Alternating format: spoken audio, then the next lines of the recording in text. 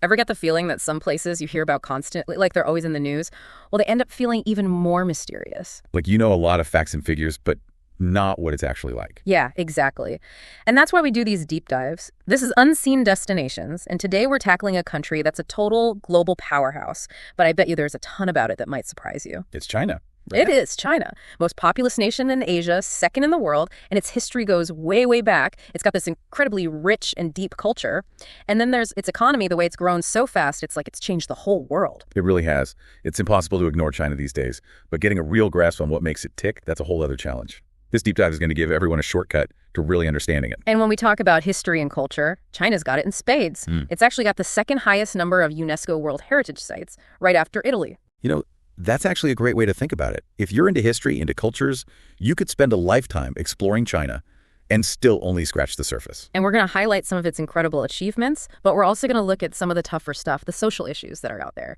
The goal is to give you a complete picture, something insightful, no sugarcoating. A balanced perspective. I like it. And to do that with a country as massive as China, we've got to be organized. Absolutely. So we're going to start with the basics, where it is, the geography, and the whole fascinating world of Chinese languages. Okay, sounds good. Then we'll look at beliefs, religion and stuff and how the country's run. From there, it's a trip through history, looking at the really big changes, and then we'll land in the present to see where China stands economically. We're also going to do a quick tour of some major cities, dive into the food scene, and uncover some cultural quirks that most people don't know about. And to wrap it all up, we've got some really curious historical and cultural tidbits. Those are always fun. It's a lot to cover, but it sounds like you've got a great plan. So let's kick things off. China, where even its geography is mind-blowing. It's right there in East Asia. And get this, it shares its borders with 14 other countries. 14? That's a lot of neighbors. Right. We're talking Russia, Mongolia, Kazakhstan, North Korea, Kyrgyzstan, Tajikistan, Afghanistan, Pakistan, India, Nepal, Bhutan, Myanmar, Laos, and Vietnam. That's got to lead to some serious interactions and cultural exchanges. Oh, absolutely. That many neighbors over centuries. It's a recipe for a lot of history, some peaceful, some not so much. But that's what makes this region so fascinating, right? And on top of that, China's the fourth largest country in the world. Yeah. And we're talking roughly 9.6 million square kilometers. Whoa, wait. So it's basically as big as the whole continent of Europe. That's wild. And then there's the language. Most people just think, oh, Chinese, like it's one thing. Yeah, right. But it's so much more than that. When you look at the numbers, something like 1 in 5 people on the entire planet speaks some form of Chinese. You're not kidding. That's an incredible linguistic footprint. And it's not like everyone's speaking the same Chinese either. Right. So what are we actually talking about when we say Chinese? So Chinese actually covers a whole bunch of different dialects. Yeah. And get this, some of them are so different that people from different regions would have trouble understanding each other. Imagine trying to have a conversation between, say, someone speaking Italian and someone speaking Spanish. Oh, okay. I see. So it's not just about accents. It's like different languages almost. Kind of, yeah. And that's where Mandarin comes in. Mandarin. That's the official language. Yeah. It's what unifies the whole country, helps everyone communicate no matter what dialect they speak at home. And just like you said, the language itself, in all its forms, carries this immense weight of history, of cultural legacy. It's so interesting how language ties into everything, Definitely. Okay, so we've got the geography, the language. Let's talk about beliefs and how the country is run. China became secular about a century ago. That might surprise people, given its long history of spiritual traditions. Yeah, that transition was a big deal. And even though there's no official state religion these days, it's worth looking at what people believe in now. Around 1/3 of the population identify as Buddhist. About a fifth follow Taoism. Buddhism and Taoism, that's what I usually associate with China. Yeah, those are big ones. But here's something else that's interesting. Almost a quarter of the population say they don't follow any religion. Really? Yeah, and then there are all sorts of smaller religious minorities too. So while China's officially secular, the influence of those traditional beliefs is still pretty big. It's like they're woven into the culture. Exactly. But we also have to acknowledge the criticism that's been directed at China, particularly regarding human rights, freedom of the press, freedom of expression and belief. The situation with the Uyghur Muslims, for example, that's been a major international concern. It's absolutely crucial to acknowledge these sensitive and complex issues. They have, as you said, drawn significant global attention, and it's essential to be aware of these critical perspectives. And then there's the internet in China. It's a whole different world online there, with the government's tight control over what people can see and do. Yeah, they've got this national network, and they block a lot of the big international social media platforms that we're used to. So no Facebook or Twitter? Nope. But they have their own versions, tightly controlled alternatives that operate within their system. It makes you think about how much we take our internet freedom for granted, huh? For sure. The way China controls information online, it really shapes how people there experience the world. Okay, so let's switch gears now. Let's go way back in time. China has this unbelievably long and continuous history with dynasties that ruled for centuries. Oh yeah, dynasties that make other empires look like they were just getting started. I was reading about one dynasty that existed like 500 years ago, and at the time, it was the largest and longest-lasting empire anywhere in the world. That's saying something. To last that long, you've got to have your act together, They figured out systems of government and how to run society in a way that just worked. And then you think about all the amazing things that were invented in China. We're talking paper, gunpowder, silk, tea, porcelain, the compass. This stuff didn't just change China, it changed the whole world. They weren't just inventions, they were total game changers. It's like they altered the course of human history. Absolutely. From how we communicate to how we fight wars, from global trade to what we drink every day, China's fingerprints are all over it. Okay, but let's jump forward in time a bit now. Have you seen that China glass bridge? I saw pictures. It looks terrifying. Oh yeah, that bridge got everyone's attention. It's in a park that opened in 2014, and the views, if you can handle looking down, are just breathtaking. But 430 meters long, made of glass, and they let 800 people on it at once. That's a lot of trust in engineering. It's impressive, isn't it? But that's not even the most amazing thing. There's more. Oh yeah, nearby they've built what's believed to be the highest outdoor elevator in the world. Imagine traveling 326 meters, that's like the Eiffel Tower, in just 2 minutes. Nope. It holds 50 people and carries around 2,000 passengers every day. So it's not just a tourist gimmick. Not at all. And I think it really captures something interesting about modern China. You've got these ancient landscapes, and then bam, right next to them are these crazy, ambitious feats of engineering. It's like a collision of past and future. Yeah, I like that. Okay, let's talk politics now. 1911, that was a huge turning point for China, the end of the monarchy and the start of the Republic of China. Massive shift. Imagine centuries of emperors, and then boom, it's over. A new era begins, even if things were pretty unstable back then. Yeah, the first half of the 20th century, from what I've read, it was pretty brutal civil wars. Then the Japanese invasion during World War II. It was a time of incredible hardship and uncertainty. That period left some deep scars, really shaped China's politics and society in a lasting way. And then, of course, there's the Communist Revolution in 1949. Mao Zedong and the Communists win, which leads to the founding of the People's Republic of China. But the story doesn't end there. Right, because that's also when things get geographically split. The Republic of China, their government, ended up in Taipei, in Taiwan. So 2 Chinas, essentially. And that split is still a really sensitive issue today when you talk about Taiwan and its political status.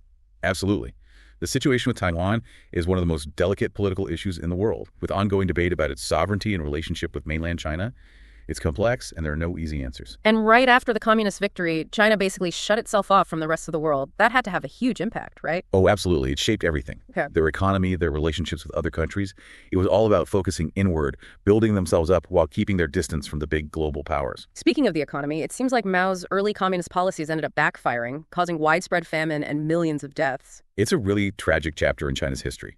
Those early attempts at forcing collectivization and trying to industrialize too quickly, they led to major economic problems and terrible loss of life. But then, after Mao, everything changed. They started opening up to the world, embracing economic reforms, and then bam, the grift just exploded. Totally. Those reforms were like opening the floodgates. China transformed into the economic giant we know today. It's crazy to think it's now the world's biggest exporter and the second biggest importer. Yeah, and it's a nuclear power, a permanent member of the UN Security Council, and the second largest economy in the world. They have so much influence now. They do. And their industry is so advanced, they're working with practically every major global company out there. It's mind-blowing how much they've achieved. And they've lifted a huge number of people out of poverty. To go from 64% of the population living on less than $1 a day in 1978 to just 10% today, I mean, that's incredible progress. It's a phenomenal achievement in terms of fighting poverty. But it's important to remember that there are still major social inequalities in China. Millions of people are still living in poverty, often in the less developed parts of the country. It's not all sunshine and roses. Right. Definitely important to keep that in mind. Okay, let's do a quick tour of a couple of major cities. First up, Beijing, 22 million people. It sounds like an awesome mix of ancient history and modern life. It's amazing, Beijing has been the capital of China for something like 2,000 years. Think about that. All those emperors, all that history, all centered in one place. And it's not even perfectly situated geographically. No direct access to the sea, no big river nearby. Yeah, that's interesting. So why Beijing? Well, it was strategically important for defense, and it held this huge symbolic and political power for centuries.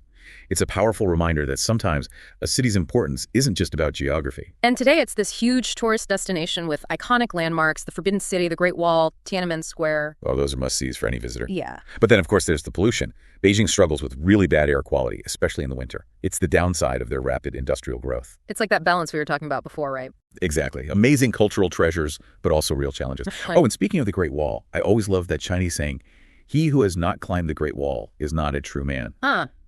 It's a bit outdated maybe, but it really captures how important the Great Wall is to Chinese culture. And as a tourist, getting around Beijing is pretty easy. They've got a really efficient public transport system. So ancient history and modern convenience all rolled into one. Exactly. And then there's Shanghai, 25 million people and growing.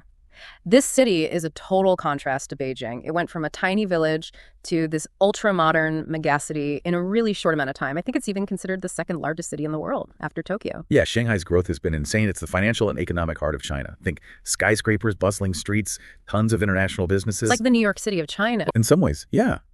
It's where China connects with the rest of the world. They've got a super busy port, and it's an amazing place to experience China's economic energy. Plus, the food scene is incredible, diverse cuisines from all over, and amazing handicrafts, too. So if Beijing is about history, if Shanghai is about the future. I think that's a good way to put it. And it's right by the Yangtze River, the third longest river in the world. The Chinese call it Changjiang, the Long River. It's been a vital waterway for trade and transportation for thousands of years. It's like the Mississippi of China. Sort of, yeah. Yeah. It's a huge part of their history and their identity. Okay, we got to talk about food. Chinese food is famous worldwide, but you were saying earlier that the flavors and the spices can be way different from what people might be used to. Oh, yeah, definitely. When you think about Chinese food here, it's really just a tiny sliver of what real Chinese cuisine is like. There's so many regional variations, it's incredible. Different ingredients, different cooking styles, it's a whole adventure. So what are some of the more surprising things people might come across? Well, for one thing, some of the customs might raise a few eyebrows. Like, in some regions, they eat cats. Really? Yeah, it's something like 4 million cats a year. But I have to say, this is a sensitive topic, and it's definitely not something that happens everywhere in China. Of course. It's important to remember that China is a huge and diverse country. You can't generalize. Absolutely. And what about roast duck? That seems to be a big thing. Oh, it's massive. They take roast duck seriously. There are even places that specialize in just selling duck heads. Just duck heads. That's hardcore. Haha, right. It just shows you how passionate they are about their food. And, a lot of those exotic dishes you sometimes see on TV, like scorpions and stuff, those are mostly aimed at tourists in the big cities. Real, everyday Chinese food is way more varied and usually super delicious. I'll have to take your word for it on the scorpions. Fair enough. And of course, we can't forget about tea. Tea is like a national obsession in China, right? Yeah, totally. Mm-hmm. It's deeply ingrained in their culture. And it's not like here where you order tea in a restaurant and they charge you an arm and a leg. In China, they often give it to you for free, or maybe just a tiny symbolic fee. And they drink it straight up, no milk, no sugar. Interesting. Yeah, and you won't see much tipping in nicer restaurants either. It's just not part of their culture. And coffee, it's gaining popularity, but in some cities you'd be hard-pressed to find a decent cup. It's just not as big a part of their daily life. It's amazing how these little things can be so different from place to place. Totally. So we've talked about the big cities, but you were saying earlier that there's a whole other side of China that most tourists miss out on, like a hidden beauty or something. Exactly. The official tourist trails tend to focus on the big urban areas, but there's so much more to discover. China has this incredible natural beauty, and there are all sorts of places with deep religious and cultural significance that are off the beaten path. That's what I love about Trout, finding those hidden gems. Right. It's all about getting away from the crowds and experiencing something truly authentic. But before you go exploring off the beaten path, there are some cultural things you gotta know. I heard touching someone's head is a big no-no. Yeah, definitely avoid that. It's considered very rude in Chinese culture. And in crowded places, people might push and shove a bit more than you're used to. It's not that they're being mean, it's just how things are. It's all about understanding the local customs, so what else should people know? Well, arts and literature are really important in China. Kids often learn ceramics when they're young. They're exposed to art from a very early age. It's part of their heritage. That's pretty cool. It shows how much they value creativity and artistic expression. Absolutely. Oh, and if you're invited to someone's home, make sure you practice using chopsticks. They might not have forks and knives readily available, and bringing a gift basket of fruit is always a nice gesture. Good tips.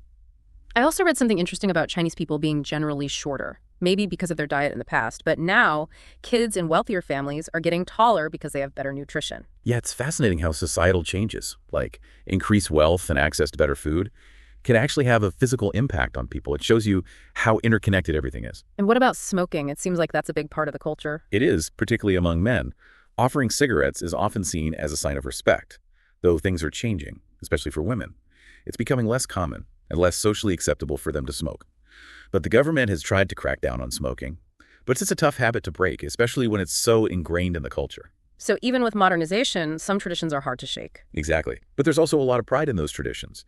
I think Chinese people, overall, they're pretty comfortable with their customs.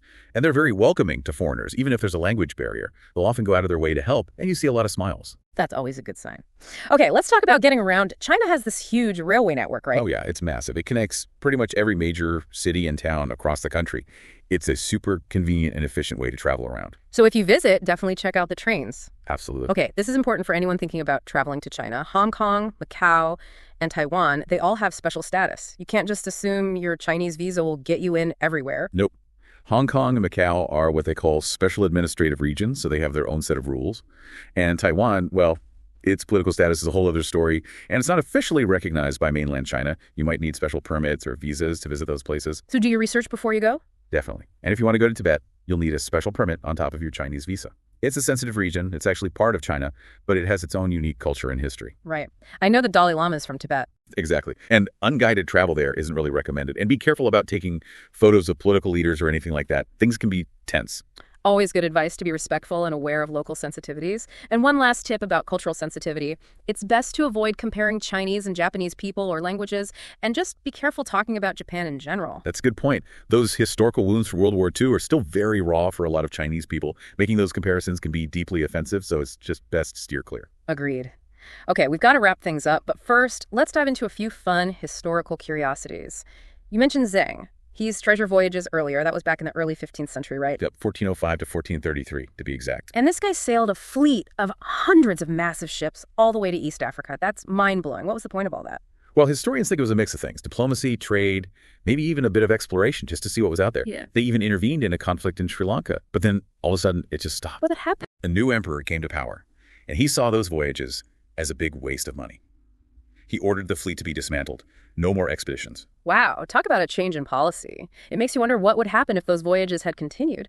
Would China have become a major naval power centuries earlier? Who knows? It's one of those great what-ifs of history. Okay, what else you got? Well, how about the Yellow Turban Rebellion? This is back in the Han Dynasty. It was a massive peasant uprising, fueled by corruption and inequality. Sounds like a classic story of the people rising up against a system that's not working for them. Exactly. It shows that even in ancient times, people were willing to fight for justice and a better life. And it was a sign of things to come. The Yellow Turban Rebellion was one of the first big popular uprisings in China, but it certainly wasn't the last. And then there's the legend of Wan Hu. Oh yeah, the Ming Dynasty official who tried to fly to space using rockets strapped to a chair. That's the one. I love that story, even if it's probably just a myth. Uh-huh, right. But they named a crater on the moon after him. That's how much his story captured people's imaginations. It shows that no matter the time period, humans have always been fascinated by the idea of space travel. Totally. The desire to explore, to push the boundaries of what's possible, it's in our DNA. Okay, hit me with a few more amazing inventions. Well, there's the south-pointing chariot. It was invented way back in the 3rd century AD. It was a mechanical device that always pointed south. So like a compass, but before compasses existed. Exactly. They used a system of gears. Really ingenious stuff. It shows you how advanced Chinese engineering was, even back then. And what about paper armor? I mean, armor made of paper, that sounds useless. Uh-huh, right. But you'd be surprised. It was surprisingly effective against slashing weapons. It was lightweight, cheap to make, and pretty durable. I guess you can't judge a book by its cover.